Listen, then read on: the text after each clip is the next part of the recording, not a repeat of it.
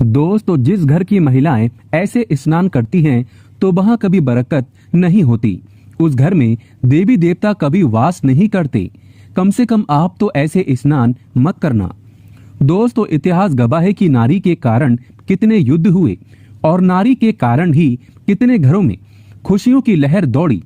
कहा जाता है कि एक कामयाब पुरुष के पीछे हमेशा एक नारी का हाथ होता है। कहा तो ये भी जाता है कि किसी को बर्बाद करने में भी नारी हो सकती है।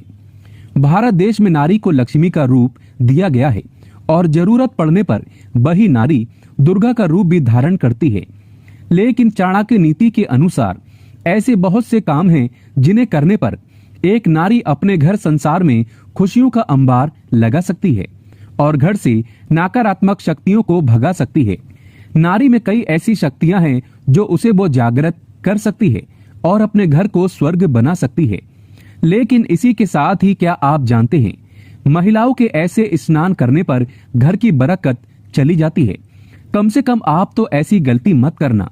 देवी देवता ऐसे घरों से नाराज होकर चले जाते हैं। तो आइए शुरू करते हैं। दोस्तों, नंबर 1, स्वच्छता का खास ख्याल रखना चाहिए। इससे हमेशा घर में सकारात्मक शक्तियां बनी रहती हैं। आप मानो या ना मानो, देवी देवता उसी घर में वास करते हैं जहां पर स्वच्छता रहती है। दोस्तों, नंबर 2, सफाई के तुरंत बाद स्नान करना चाहिए। गंदे बाथरूम में स्नान कभी नहीं करना चाहिए।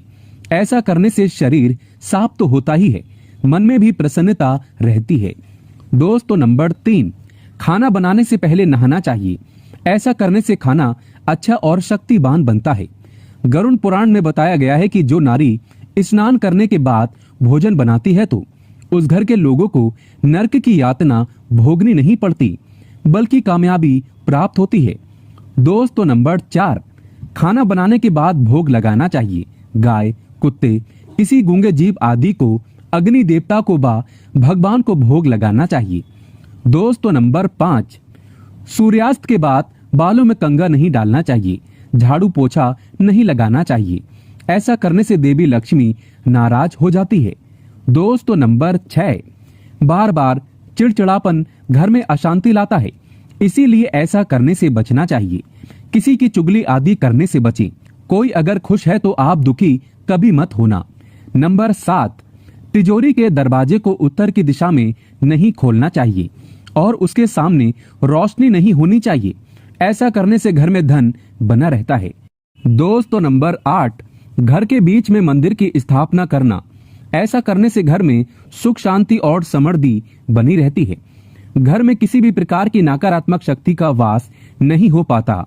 नंबर 9, नारी अगर अपने कर्तव्य का पालन सच्चे हृदय से करे तो ईश्वर भी उसका मुरीद हो जाता है। महालक्ष्मी ऐसी नारी को हमेशा अपना साथ प्रदान करती है। दोस्तों, नंबर 10, गरुड़ पुराण के अनुसार एक नारी को नग्न होकर स्नान नहीं करना चाहिए। कम से कम उसके शरीर पर कुछ वस्त्र होने चाहिए। नग्न होकर स्नान करने वाला व्यक्ति नरक की यातना भोगता है।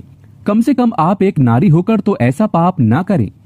दोस्तों, अगर जिस व्यक्ति पर महालक्ष्मी की कृपा पड़ जाए उसे कुछ ही समय में धनी होते देर नहीं लगती। माता लक्ष्मी की कृपा पाने के लिए कमेंट बॉक्स में लिखें जय महालक्ष्मी। माता रानी आपके सभी बिगड़े कार्य को अवश्य पूरा करेगी। माँ के लिए एक लाइक तो बनता है।